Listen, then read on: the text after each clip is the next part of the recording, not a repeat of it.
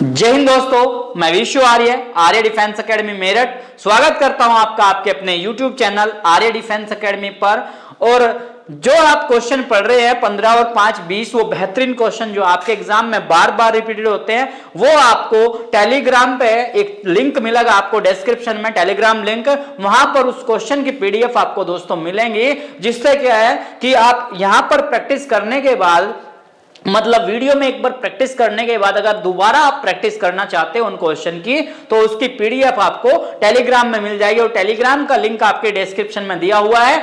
चलते हैं आज के 15 + 5 20 मोस्ट इंपोर्टेंट क्वेश्चन जो आपके एग्जाम में बार बार रिपीटेड होते हैं। और सबसे पहले सेशन की शुरुआत करने से पहले उन दोस्तों के, उन छोटे भाइयों के नाम लेना चाहूंगा जिन्होंने बहुत अच्छी परफॉर्मेंस की, बहुत अच्छे क्वेश्चन करते हुए जा रहे हैं। पहला नाम है शुभेंदु मिश्रा, 18 क्वेश्चन 20 में से, राजन कुमार बिहार 16 क्वेश्चन 20 में से, सोहन यादव 15 20 में से, विवेक 14 क्वेश्चन 20 में से और राहुल यादव गाजियाबाद 13 क्वेश्चन 20 में से। ये दोस्तों इनकी रेगुलर परफॉर्मेंस है। बहुत से बच्चे ऐसे हैं जो रेगुलर आंसर रिप्लाई करते हैं, जिस आंसर को देखकर और आपके कमेंट को देखकर वाकई में दोस्तों मजा आ जाता है कि लगता है कि आप लोगों के लिए हम करना चाहते हैं वो सही डायरेक्शन में जा रहा है। चाहे एक बच्चा भी पढ़े या 2 बच्चे पढ़े या 100 बच्चे पढ़े, 1000 बच्चे पढ़े, कोई फर्क नहीं पड़ता। अगर एक बच्चा भी इससे पढ़ के अच्छे से सिलेक्शन दे रहा है तो हमारा पढ़ाना क्या होगा, कामयाब होगा दोस्तों आपके लिए। सेशन की शुरुआत करते हैं अपने पहले क्वेश्चन से। क्वेश्चन क्या कहा, 64 का स्क्वायर माइनस 36 का स्क्वायर। क्वेश्चन कहा 64 का स्क्वायर और माइनस 36 का स्क्वायर फिर बराबर 20 गुणा एक्स। 20 गुणा एक्स, इसने कहा एक्स का मान बताओ। अब देखो 64 का स्क्वायर माइनस 36 का स्क्वायर, ये एक फॉर्मूला होता है ए स्क्वायर माइनस बी स्क्वायर का। मतलब ये एक फॉर्मूला होता है ए स्क्वायर माइनस बी स्क्वायर का फॉर्मूला होता है। और ये होता है एक बार ए में बी जोड़ दो और एक बार ए से बी घटा दो। एक बार तो ए में बी जोड़ दो और एक बार घटा दो। तो जोड़ लो भाई, 64 में क्या करो 36 को जोड़ दो और एक बार क्या करो 64 में से 36 को माइनस कर दो और बराबर 20 गुणा एक्स। 64 में क्या करो दोस्तों, 36 को जोड़ दो और 64 से माइनस कर दो 36। जब जोड़ दिया तो 64 और 36, 6 और 4 10, 0 6 3 9 और 1 10, 100 हो गया। और घटाया 4, 14 में से 6 गया 8, 5 में से 3 गया 2, बराबर 20 गुणा एक्स। यहां तक आई थिंक आपको समझ आ चुका होगा कि क्वेश्चन हमारा किस लैंग्वेज पर जा रहा है। ए स्क्वायर माइनस बी स्क्वायर का फॉर्मूला, एक बार ए में बी जोड़ दिया और एक बार ए से बी घटा दिया। 64 में 36 जोड़ा तो 100, 64 से 36 घटाया तो 28 और बराबर 20 गुणा एक्स। वो 20 गुणा में है, इधर आया तो बटे में आया 20 गुणा 28 और बटे मतलब 100 गुणा 28 बटा 20, 20 से काट दिया 5 और 28 का 5 से गुणा, 5 8 40, 0 5 दूनी 10 और 4 14, मतलब 140। एक्स बराबर कितना आ गया 140 और 140 बना दोस्तों डी ऑप्शन आपका राइट आंसर। 64 का स्क्वायर माइनस 36 का स्क्वायर बराबर 20 गुणा एक्स। फॉर्मूला हो गया ए स्क्वायर माइनस बी स्क्वायर का, मतलब एक बार ए में बी जोड़ना है, इसको ए मान लिया इसको बी। 64 में 36 को जोड़ा 100, 64 से 36 घटाया 28, वो 20 गुणा में है, इधर आया तो बटे में और 20 से कटाए 5 बार, 28 का 5 में गुणा, 140 आपका दोस्तों राइट आंसर। चलते हैं नेक्स्ट क्वेश्चन पर। दो गोले की त्रिज्याओं का अनुपात, सीधा सीधा क्वेश्चन, कुछ नहीं करना। त्रिज्या दिया हुआ है और उनका अनुपात है 3:4 और आयतन का अनुपात बताना है। आयतन का अनुपात बताना है। आयतन का अनुपात बस इसका क्या करना, डायरेक्ट क्यूब कर देना है। त्रिज्या का क्यूब कर देना है डायरेक्ट। 3 का क्यूब बना, 3 का क्यूब किया तो 3 तिया 9 तिया 27 और 4 का क्यूब किया 64। 4 का क्यूब किया आपने, जब 4 का आप क्यूब करोगे 4 चौक 16 और 16 4 64, मतलब 27:64। 27:64 डी ऑप्शन बना दोस्तों आपका राइट आंसर। त्रिज्या दे दिया 3 और ये 4, इसका क्या बताना है? आयतन। जब आयतन बताना तो त्रिज्या को क्यूब कर दो, 3 का क्यूब 27 और 4 का क्यूब 64 आपका आंसर। चलते हैं नेक्स्ट क्वेश्चन पर दोस्तों। 5/6 गुणा 7/5 और डिवाइड 14/10। भाई ये क्वेश्चन दिया अकॉर्डिंग टू बोर्ड मास, मतलब बोर्ड मास के नियम के अनुसार इसको सोल्व करेंगे। BODMAS।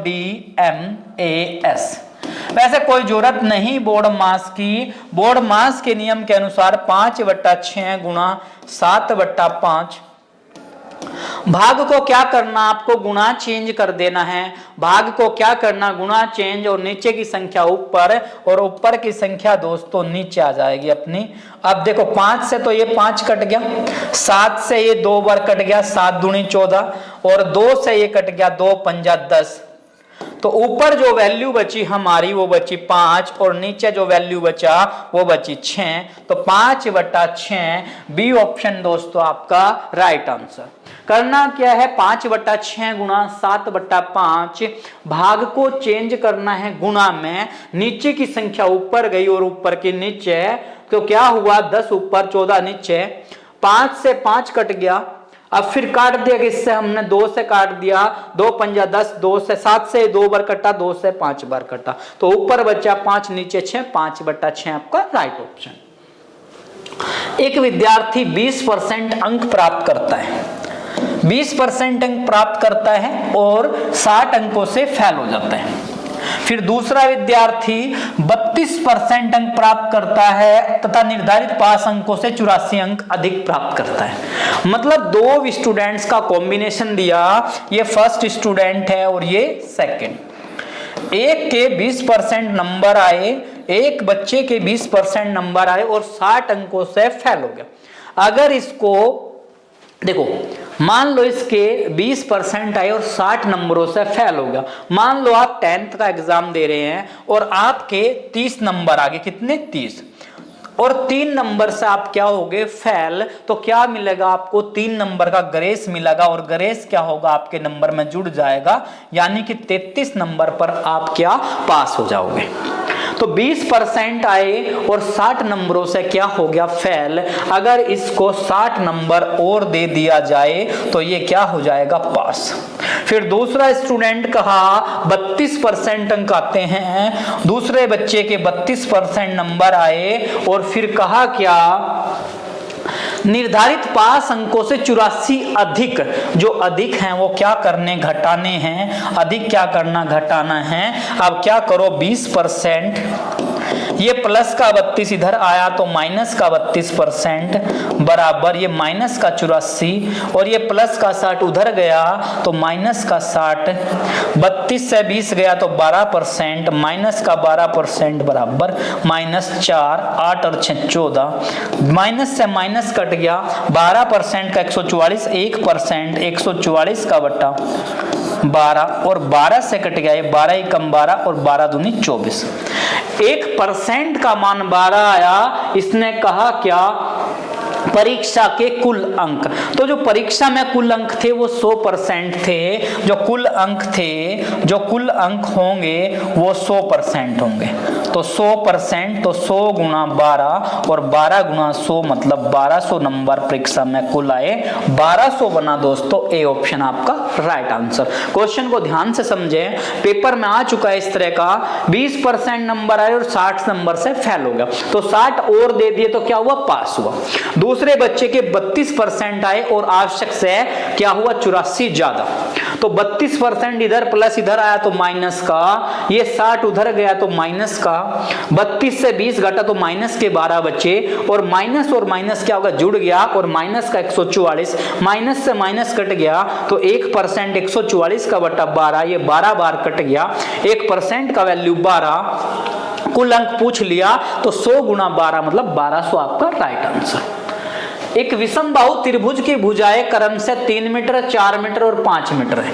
अब विषम बाहु त्रिभुज क्या होता है, देखो मान लो ये एक त्रिभुज है जिसकी एक भुजा मान लो 3 मीटर है, ये 4 मीटर है और ये 5 मीटर है। इसने कहा क्षेत्रफल बताओ। पहले जब ये विषमबाहु त्रिभुज दिया तो इसका अर्ध परिमाप निकाल लो आप।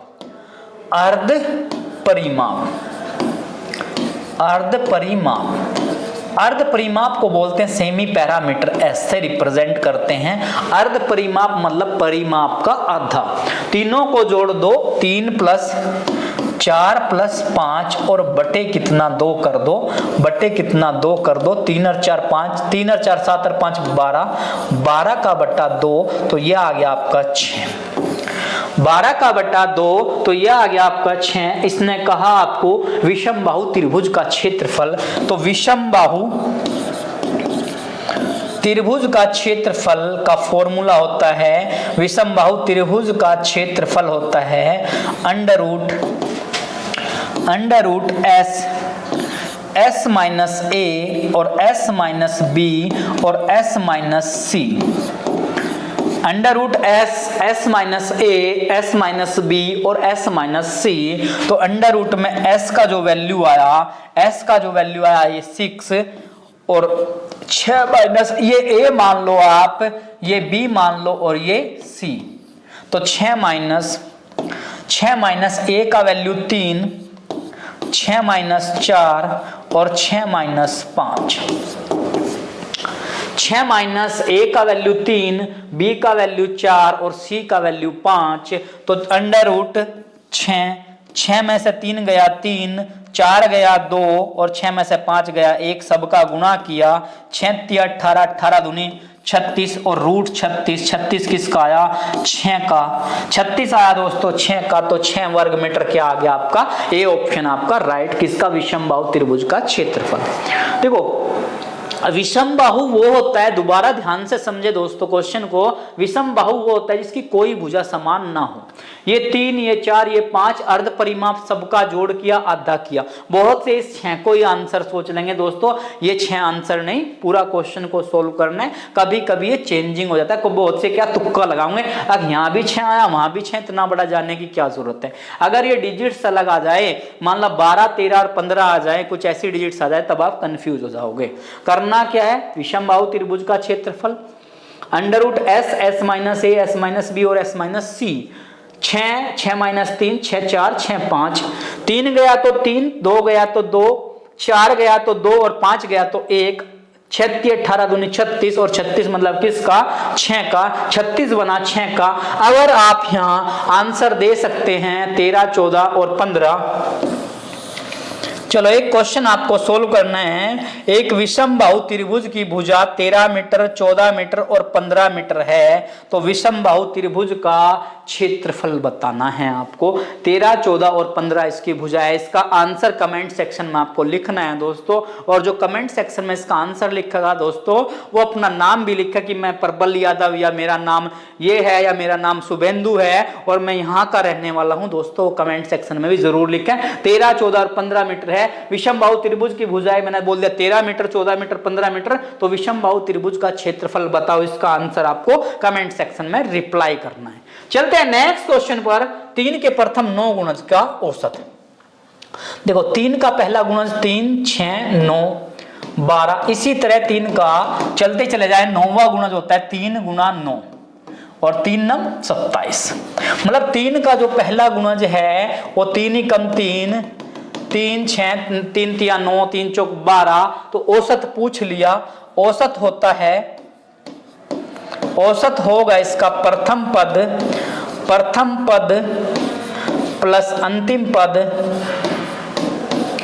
प्रथम पद प्लस अंतिम पद और बटे 2। प्रथम पद प्लस अंतिम पद और बटे 2। पहला पद 3 है, अंतिम पद 27 है और बटे कितना 2। 27 में 3 जोड़ दिया 30 और 30 का बटा 2 तो कितना आ गया 15। 15 दोस्तों आपका राइट आंसर। और 15 तो इसमें है नहीं, 15 तो है नहीं, तो किसी ऑप्शन को एक को हम क्या कर लेंगे, चेंज कर लेंगे। क्यों? लिखने वाले की भाई मिस्टेक हो जाती है, मतलब क्या मानवीय भूल हो जाती है, ऐसा होना स्वाभाविक हो जाता है कभी कभी। पहला पद 3 और 9 गुणजों का औसत 3 के प्रथम 9, तो 9वां गुणज 9 या 27। प्रथम पद प्लस अंतिम पद बटा 2, 3 और 27 जोड़ा 30 का बटा 2 तो 15 आपका राइट आंसर दोस्तों। चलते हैं नेक्स्ट क्वेश्चन पर। ए, बी और सी, ए एक काम को 10 दिन में, बी उसी काम को 15 दिन में और सी उसी काम को 20 दिन में। भाई ए तो कहा 10 दिन में, बी 15 में और सी 20 दिन में करता है। और यदि कुल मजदूरी, अब देखो कुल इनके द्वारा किया गया कार्य देख लो, तो 60, 15 और 20 का एलसीएम आ गया 10, 15 और 20 का एलसीएम आ गया 60। 10, 15 और 20 का एलसीएम आया 60, 10 से कटा 10 छिक्का 60, 15 चौके 60 और 20 तिया 60, 6 4 10 और 3 13। कुल जो एक दिन में काम किया 13 काम किया और 13 काम का जो पैसा मिला उनको 5200 रुपये मिला। 13 काम का मिला 5200 रुपया, तो एक काम का मिलेगा 5200 का बट्टा 13 और 13 चौके 52, एक काम का 400 रुपया मिला, एक काम का 400 रुपया मिला। तो इसने पूछा तो सी का हिस्सा, और सी ने कितना किया 3 काम किया। सी का हिस्सा, सी प्रतिदिन करता है 3 काम, तो सी का हिस्सा 3 गुणा 400, तो 3 चौक मतलब 1200। सी को जो पैसा मिलेगा वो 1200 मिलेगा और बी ऑप्शन बना दोस्तों आपका राइट आंसर। ए 10, बी 15, सी 20, सबका एलसीएम लिया 60, 10 छिक्का 60, 15 चौके 60 और 20 तिया 60, तो 6 4 और 3 काम हो गया, 13 काम हो गया और 13 काम का मिला 5200, तो एक का मिला 5200 का बटा 3, 400 मिला एक का। सी का हिस्सा पूछा, सी पर 3 हिस्से हैं, तो 400 गुणा 3 मतलब 1200 आपका राइट आंसर। नेक्स्ट क्वेश्चन, एक पिता की वर्तमान आयु पुत्र की आयु की 5 गुना है। देखो ये पुत्र लिखो इधर भाई, और इधर क्या लिखो, पिता लिखो। एक पुत्र की आयु, एक पिता की आयु पुत्र की आयु का 5 गुनी, मतलब ये पुत्र 1 है तो पिता 5 गुना है। 5 गुना, मान लो ये 10 है तो ये 50 है। और कब है ये, वर्तमान में। कब है ये, वर्तमान में है। फिर क्या कहा कि 7 वर्ष के बाद, 7 साल के बाद पिता की आयु पुत्र की आयु की 3 गुनी। अगर ये 1 है तो ये 3 गुना हो जाता है। अब इसका डिफरेंस करो, 1 और 1 का 0, 5 और 3 का जो डिफरेंस आया, 5 और 3 का डिफरेंस आया 2 आया। तो क्या है, ये अंतर बराबर नहीं है, तो इसके बीच का अंतर लो, 3 और 1 का अंतर 2, 5 और 1 का अंतर 4, तो ऊपर तो करो इस 2 की गुणा उल्टे की और नीचे करो 4 की, जिससे क्या होगा, अंतर बराबर आ जाएगा। 2 एकम 2 और 2 पंजा 10, 4 एकम 4 और 4 तिया 12। अब देखो अंतर 2 और 4 में 2 का अंतर, 10 और 12 में 2 का अंतर। मैंने ये अंतर समान वाला तो बहुत बार करा दिया, लेकिन ये पहली बार करा रहा हूं इस पर। तो अंतर क्या करा हमने, बराबर किया। 2 का मान किसके बराबर, 7 के, तो 2 जो है वो 7 के बराबर है। 2 अनुपात 7 के, तो 1 अनुपात का मान 7 का बट्टा 2, तो 1 अनुपात का मान 7 का बट्टा 2। तो इसने पूछा क्या आपसे, वो चेक करें। इसने पूछा पुत्र की वर्तमान आयु, पुत्र की आयु पूछी, तो पुत्र पर वर्तमान में 2 अनुपात है। पुत्र की पूछी तो पुत्र की वर्तमान आयु, पुत्र की वर्तमान आयु, देखो पुत्र पर यहाँ 1 अनुपात था लेकिन वहां 2 गए, तो इसमें गुणा करनी है। पुत्र की वर्तमान आयु, तो 2 का गुणा 7/2 से, 7/2 से क्यों किया, क्योंकि 1 अनुपात का मान 7/2 आया, 2 से 2 कट गया तो कितना आ गया, 7 वर्ष। और 7 वर्ष मतलब डी ऑप्शन, 7 वर्ष मतलब डी ऑप्शन। देखो दोबारा क्वेश्चन देखो दोस्तों, पुत्र 1 तो पिता 5, 7 साल के बाद ये 1 तो ये 3 गुना हो जाता है, तो जिसका अंतर देखा 0, 5 और 3 का 2 अंतर बीच का अंतर ले लिया, बीच में इसके 4 अंतर, इसके 2, तो ऊपर 2 से गुणा नीचे 4 से, तो 2 एकम 2, 2 पंजा 10 और 4 एकम 4, 4 तिया 12, अंतर 2 और 4 में 2 का और 10 और 12 में 2 का, तो 1 अनुपात 7/2, 1 अनुपात का मान 7, 7 कहां से आया, 7 वर्ष बाद, या 10 वर्ष बाद होता तो 2 का मतलब 10, या 15 वर्ष बाद होता तो 2 का मतलब 15, 1 का मतलब 7/2। इसने पूछा पुत्र की आयु, पुत्र पर 2 अनुपात है, तो 2 गुणा 7/2, 2 से 2 कट गया तो आया कितना, 7 वर्ष। ऑप्शन डी आपका राइट आंसर। कोई धन 10% की दर से 5 वर्ष में 9,000 रुपये हो जाता है। मतलब मैंने आपसे उधारा पैसा लिया और जब देने गया मैं तो 5% की दर से कितने 10 सालों में 9,000 रुपये दे दिया। तो देखो लिया कितना था, मान लो मैंने आपसे मूलधन लिया था और मूलधन लिया और जब मैं आपको लौटाऊंगा तो ब्याज भी वापस किया और जब ब्याज वापस किया तो वो बना मेरा मिश्र धन, वो दिया जो आपको वो बना मिश्र धन। मतलब लिया आपसे मूलधन और मूलधन लिया होगा 100%, चाहे मैंने 2,000 लिया, 4,000 लिया, 8 लिया तो मूलधन कितना लिया 100%। और ब्याज आप खुद चेक करो, 1 साल में 10% तो 5 साल में 10 पंजा 50%। 1 साल में 10% तो 5 में 50 और ले कितना लिया, दे कितना दिया 9,000 दे दिया। तो 10 100 और 50 मतलब 150% का वैल्यू 9,000 और 1% का वैल्यू 9,000 का बट्टा 150। 0 से 0 कट गया और 15 छिक्का 90, 1% का वैल्यू आ गया 60 और जो लिया था वो 100% लिया था। तो लिया धन तो मतलब मूलधन लिया कितना था 100%, तो 100 का गुणा किया 60 से तो 6,000 रुपये मैंने क्या किया उधारा लिया। ऑप्शन सी बना आपका राइट आंसर। भाई लिया मैंने 100% था और ब्याज दिया 1 साल में 10 तो 5 साल में 50, 100 और 50 150% मुझे क्या करना देना था, लेकिन संख्या में दे दिया 9,000। 1% का वैल्यू 9,000 बट्टा 150, 0 से 0, 15 छिक्के 90, 1% का मान 60, मूलधन लिया 100 तो 100 गुणा 60 मतलब 6,000 आपका राइट आंसर। चलते हैं नेक्स्ट क्वेश्चन पर। क्या कहा 64 का बट्टा कहा 0.008। तो पॉइंट हटाया तो क्या करा 1 2 और 1 3 0 क्या कर ली बढ़ा ली। क्यों पॉइंट के बाद कितने अंक 3 अंक, 3 हटा लिया, पॉइंट हटाया तो 3 0 तो 8 से काट लिया, 8 8 64 और 3 0 हमने क्या कर दिया लगा दिया 8,000। देखो दोस्तों इसका आंसर जो आता है इसी फॉर्म में 880, 8,000, 80,000, जिससे बच्चा जीरो में क्या होता है कंफ्यूज हो जाता है। मतलब क्वेश्चन का कोई औचित्य नहीं है, इतना बड़ा कंफ्यूजन होता है ऑप्शन में। तो 8,000 आपका ध्यान रखें क्या राइट आंसर। पॉइंट के बाद जितने अंक उतनी 0, 1 2 3 3 0 लगा दी, 8 से कटाई 8 12 8 8 64 तो 3 0 8,000 आपका राइट आंसर। दो संख्याओं का अनुपात दिया, देखो अनुपात दिया आपसे 3:5। दो संख्याओं का अनुपात दिया 3:5 और गुणनफल दे दिया 135, 135 इसका गुणनफल दे दिया।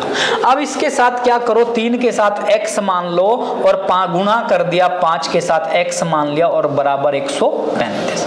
तो 3 पंजा 15, x स्क्वायर बराबर 135 और x स्क्वायर बराबर 135 का बटा 15 और 15 से कट गया ये 9 बार, 15 से कट गया ये 9 बार।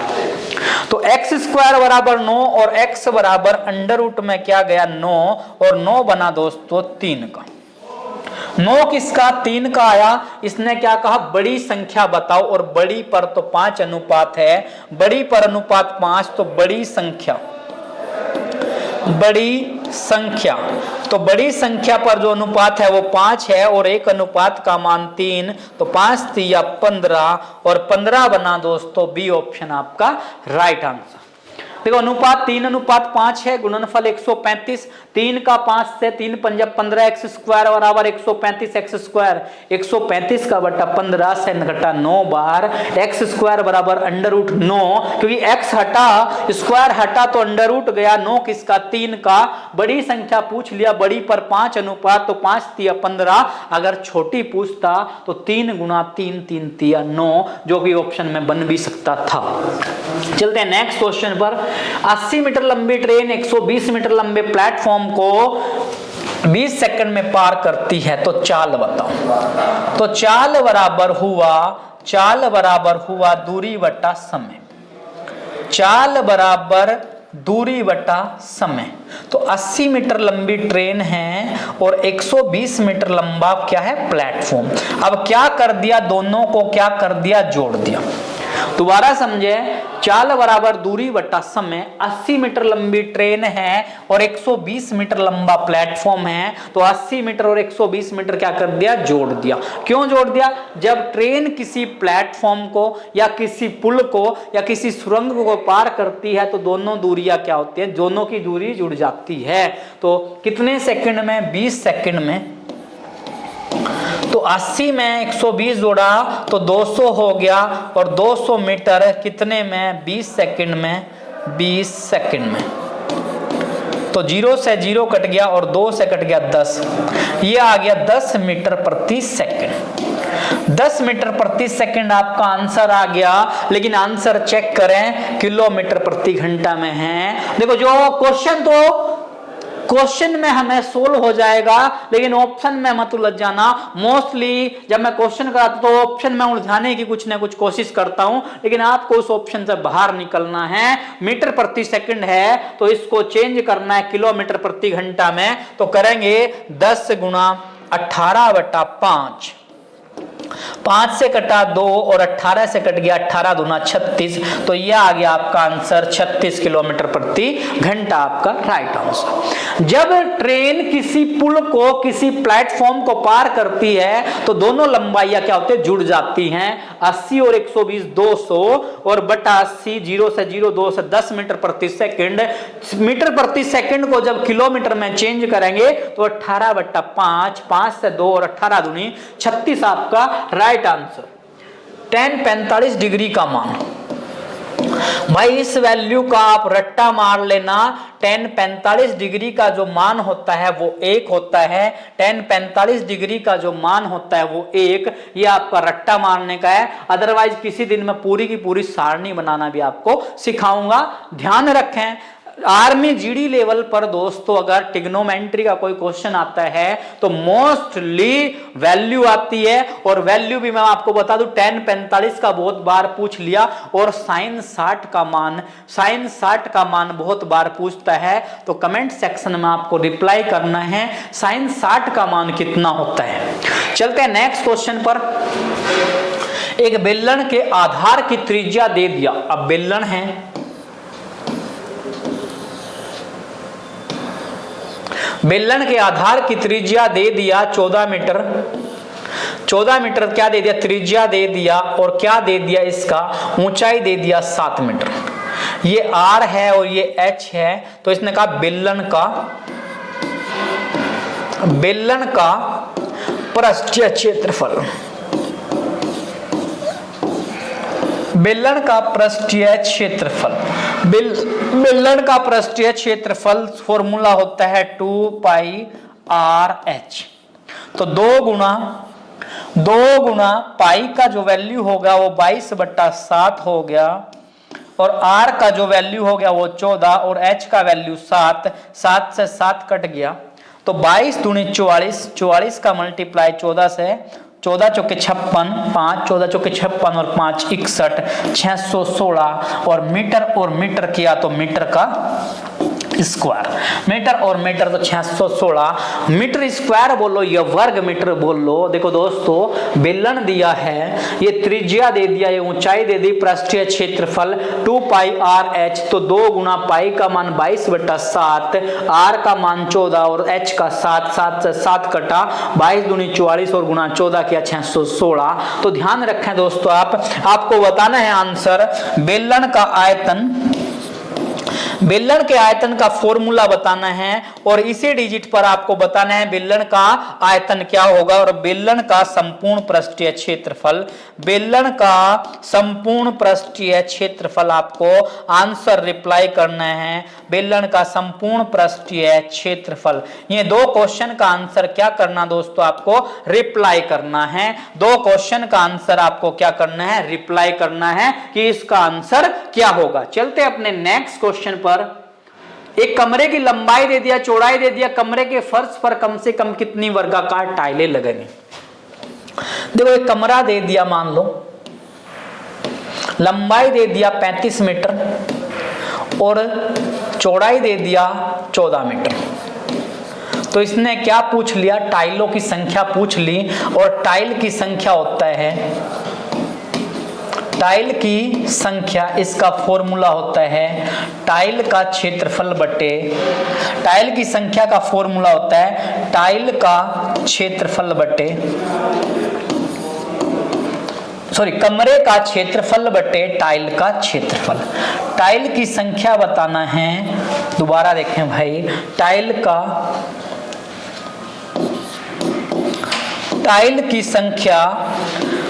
की संख्या हमें बतानी है, इसका फॉर्मूला होता है, टाइल की संख्या बतानी है, फॉर्मूला होगा कमरे का क्षेत्रफल बटे टाइल का क्षेत्रफल। कमरे का क्षेत्रफल और बटे टाइल का क्षेत्रफल। टाइल की संख्या का फॉर्मूला हो गया कमरे का क्षेत्रफल बटे टाइल का क्षेत्रफल, और कमरे का क्षेत्रफल होता है 35 गुणा 14, मतलब लंबाई गुणा चौड़ाई।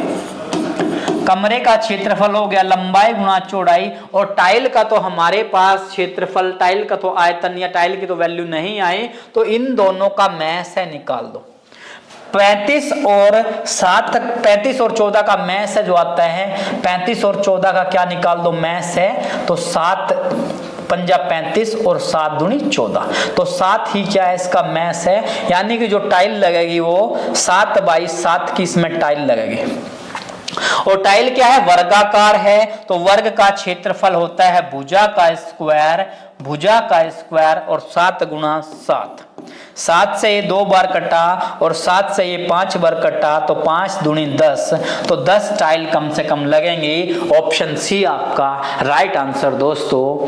देखो कमरे की लंबाई दे दिया, चौड़ाई दे दिया, लंबाई 35 चौड़ाई 14, तो क्या कहा टाइल की संख्या, तो कमरे का क्षेत्रफल बटे टाइल का क्षेत्रफल, तो जो कमरे का क्षेत्रफल है लंबाई गुणा चौड़ाई, तो 35 गुणा 14, और जो टाइल है टाइल का क्षेत्रफल कैसे निकालेंगे, इन दोनों का मैस है निकालो, तो मैस है इन दोनों का आया कितना, 35 और 14 का मैस है निकाला तो कितना आया 7 आया, यानी कि जो टाइल लगेगी वो 7/7 की लगेगी, तो मतलब टाइल क्या होगी, वर्गाकार होगी, वर्ग का क्षेत्रफल भुजा का स्क्वायर, तो 7 गुणा 7, 7 से 2 बार और 7 से 5, तो 5 दूनी 10, 10 आपका राइट आंसर। देखो ध्यान रखें क्षेत्रमिति से हमेशा एग्जाम में 2 से 3 क्वेश्चन बनते हैं, तो उनको हमें ड्रॉप नहीं करना है। अगर आपको क्षेत्रमिति की क्लास लेनी है तो नीलेश डिफेंस कैरियर पर मैं इसकी क्लास ले चुका हूं, तो वहां पर जाकर आप क्षेत्रफल की सारी क्लासेस ले सकते हैं। चलते हैं नेक्स्ट क्वेश्चन पर दोस्तों। किसी निश्चित कूट भाषा में नेक्स्ट, देखो NEXT नेक्स्ट का कोड दिया। अब नेक्स्ट का कोड क्या दिया, देखो MODF, फिर WY और SU। तो इसने कोड पूछ लिया आपसे, क्लॉक का कोड पूछ लिया CLOCK, इस क्लॉक का कोड पूछ लिया आपसे। तो नेक्स्ट का कोड दिया और क्लॉक का कोड पूछ लिया। देखो N से एक पहले M एक बाद का अक्षर, E से एक पहला एक बाद का अक्षर, X से एक पहला W एक बाद का Y, T से एक पहला एक बाद का। तो एक पहला एक बाद का, एक पहला एक बाद का, एक पहला एक बाद का अक्षर है, तो ऐसे ही उस साइड भी हम करेंगे। C से एक पहले आए तो C से एक पहले B आ गया और एक बाद का तो D आ गया। L से एक पहला आए तो K आ गया और L से अगला M आ गया। O से एक पहला अक्षर आया, O से पहले आता है आपका N और O से बाद आ गया P। C से एक पहला आया तो B और D। K से एक पहला आए तो J आता है और K के बाद L आता है, तो B D K M। देखो B D K M, B D K M और लास्ट में L है, लास्ट में J L है। देखो B, देखो लास्ट के, देखो शुरुआत से कोड क्या है सारा BD के, तो पता नहीं चल रहा, इसका क्या लास्ट में चले जाओ JL इसमें है, इसमें है, 2 में है, तो ये तो कैंसिल हो गया। तो BDKM NPBDJL, तो ऑप्शन क्या सी आपका राइट आंसर दोस्तों। चलते हैं नेक्स्ट क्वेश्चन पर। निम्न शब्दों में विषम चुनो घाना पक्षी विहार, सरिस्का राष्ट्रीय उद्यान, काजीरंगा राष्ट्रीय उद्यान, रणथंभौर राष्ट्रीय उद्यान। या रणथंभौर नेशनल पार्क, सबके सब क्या है नेशनल पार्क हैं। सबके सब क्या है, नेशनल पार्क है। डिफरेंस सुनना है, जब डिफरेंस सुनना बड़ा टफ हो जाता है इसमें डिफरेंस सुनना। बहुत सौ के अनुसार घाना पक्षी विहार अलग होगा क्योंकि ये पक्षियों का है। बहुत सौ के अनुसार रणथंबोर अलग होगा, बहुत सौ के अनुसार काजीरंगा होगा कि एक सिंग वाले गैंडे के लिए है। देखो घाना पक्षी विहार कहां है, राजस्थान में। ये क्या है, राजस्थान का है। तो ये भी सरिस्का भी कहां का है, राजस्थान का। सरिस्का राष्ट्रीय उद्यान भी कहां का है, राजस्थान का। और काजीरंगा राष्ट्रीय उद्यान है असम का। काजीरंगा है असम का, जो एक सिंग वाले गैंडे के लिए फेमस है। और रणथंबोर भी किसका है, राजस्थान का। तो आपका क्या हो गया, आपका क्या डिफरेंट हो गया, काजीरंगा इसमें क्या हो गया, डिफरेंट हो गया, क्योंकि ये दूसरे राज्य में है, बाकी सब के सब तीनों एक ही राज्य में है। ध्यान रखें, सारा का सारा बड़ा कंफ्यूजन वाला क्वेश्चन बन जाता है। घाना पक्षी विहार, सरिस्का, काजीरंगा, रणथंबोर। बहुत से कह सकते हैं पक्षी विहार, भाई पक्षी विहार इसका नाम है, पशु और पक्षी दोनों रहते हैं यहाँ पर। इसमें भी पशु पक्षी दोनों रहते हैं, लेकिन ये दूसरे राज्य में, तीनों एक ही राज्य में। 18 क्वेश्चन, 5 से गया 25, 5 से 25, 125, 625 और 3125। तो नेक्स्ट क्या कहा इसने, देखो यहाँ क्या चल रहा है, 5 का मल्टीप्लीकेशन चल रहा है, हमें पता लग गया। 5 पंजा 25, 25 पंजा 125, 125 पंजा फिर 5, तो इसकी 5 से गुणा करो। 5 पंजा 25, 5 दूनी 10 और 2 12, 5 ही कम 5 और 1 6, 5 दिया 15, तो 15 625। डी ऑप्शन बना दोस्तों आपका राइट आंसर, डी ऑप्शन। 5 का मल्टीप्लीकेशन क्वेश्चन के अंदर चला हुआ है, 5 गुणा 5 गुणा 5 गुणा 5 गुणा 5 लास्ट में किया तो 15 625। चलते हैं अपने 19वें क्वेश्चन की तरफ। क्या कहा, यदि पूर्व को, देखो पूर्व को क्या कहा, पश्चिम कहा। पूर्व को क्या कहा, पश्चिम कहा। पश्चिम को क्या कहा, उत्तर कहा। पश्चिम को क्या कहा, उत्तर कहा। और उत्तर का कोड दिया, उत्तर को क्या कहा, उत्तर को बोल दिया दक्षिण। उत्तर का कोड दिया दक्षिण। पूर्व को पश्चिम कहा, पश्चिम को उत्तर कहा, उत्तर को दक्षिण बोल दिया और दक्षिण को उत्तर कहा।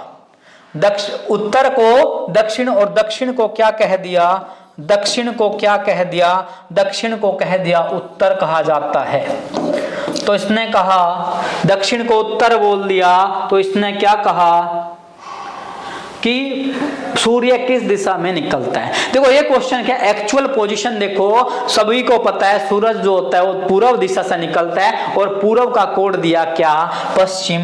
पूर्व का कोड दिया पश्चिम, तो ऑप्शन सी दोस्तों आपका राइट आंसर। बहुत से बच्चे क्या पूर्व भी कर देंगे कि सूरज तो पूर्व से निकलता है, पूर्व सही होगा भाई, पूर्व ऑप्शन में भी है और आप 2 नंबर और आधा नंबर और जो नेगेटिव मार्किंग का है वो भी आपका साफ हो जाएगा। मतलब वाक्य में पूर्व, सूरज पूर्व से निकलता है, लेकिन एक्चुअल में कोड क्या दिया, पूर्व का कोड दिया पश्चिम, तो पश्चिम आपका राइट आंसर कोड के अनुसार चला हुआ है। लास्ट क्वेश्चन पर चलते हैं अपना, भारत हॉकी।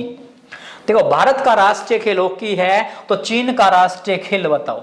चीन का राष्ट्रीय खेल देखो, बैडमिंटन, टेबल टेनिस या फिर जूडो या फिर सांड युद्ध। जो चीन का राष्ट्रीय खेल है वो टेबल टेनिस है, टेबल टेनिस। और चीन की राजधानी है बीजिंग। चीन की राजधानी हुई बीजिंग, चीन की क्या हुई राजधानी, चीन की राजधानी क्या है बीजिंग। और चीन का राष्ट्रीय खेल आपको बता ही दिया क्या है, टेबल टेनिस। आपको आंसर रिप्लाई करना है, बैडमिंटन किस देश का राष्ट्रीय खेल है, जूडो किस देश का राष्ट्रीय खेल है और सांड युद्ध किस देश का राष्ट्रीय खेल है। भारत का राष्ट्रीय खेल हॉकी है और हॉकी में 11 खिलाड़ी होते हैं। भारत के हॉकी के कप्तान कौन है, आपको कमेंट सेक्शन में रिप्लाई करना है। भारतीय हॉकी टीम के पुरुष के कप्तान कौन है और महिला टीम के कप्तान कौन है, ये आपको कमेंट सेक्शन में रिप्लाई करना है। कल का क्वेश्चन का अपना आंसर देखें, रूस मास्को और जर्मनी में आंसर देता था बर्लिन। बर्लिन जो है वो जर्मनी की है और काबुल जो है वो अफगानिस्तान की जो राजधानी है वो क्या है, काबुल है। अफगानिस्तान की राजधानी काबुल है। और भारत और पाकिस्तान के बीच कौन सी रेखा है, कमेंट सेक्शन में रिप्लाई करें। ओस्लो जो है वो नॉर्वे की है, नॉर्वे की राजधानी क्या है, ओस्लो। और हवाना है क्यूबा की, क्यूबा की राजधानी क्या है, हवाना। क्यूबा की राजधानी क्या है, हवाना। ये थे दोस्तों आपके 20 मोस्ट इंपोर्टेंट क्वेश्चन जो बार बार आपके एग्जाम में रिपीटेड हो रहे हैं। करना क्या है, पूरी वीडियो का अगर एंजॉय लेना है तो पहले पूरी वीडियो शांति से पेन और कॉपी लें और अच्छे से तैयारी करें। उसकी पहले एक बार उसमें पढ़ें, वीडियो में पढ़ें। अगर उसके बाद आपको क्वेश्चन लगाने हैं तो टेलीग्राम पर जाइए, डिस्क्रिप्शन में टेलीग्राम का लिंक दिया हुआ है, उसको ज्वाइन कीजिए। पर डे आपको वहां से, per day only, per day आपको क्या मिलेगी, आपको पीडीएफ मिलेगी। जो क्वेश्चन मैं यहां बोर्ड पर पढ़ा रहा हूं उसी की आपको पीडीएफ मिलेगी। तो इसी के साथ मिलते हैं दोस्तों नेक्स्ट वीडियो में। तब तक हंसते रहें, मस्त रहें और अच्छे से पढ़ाई करते रहें। जय हिंद दोस्तों।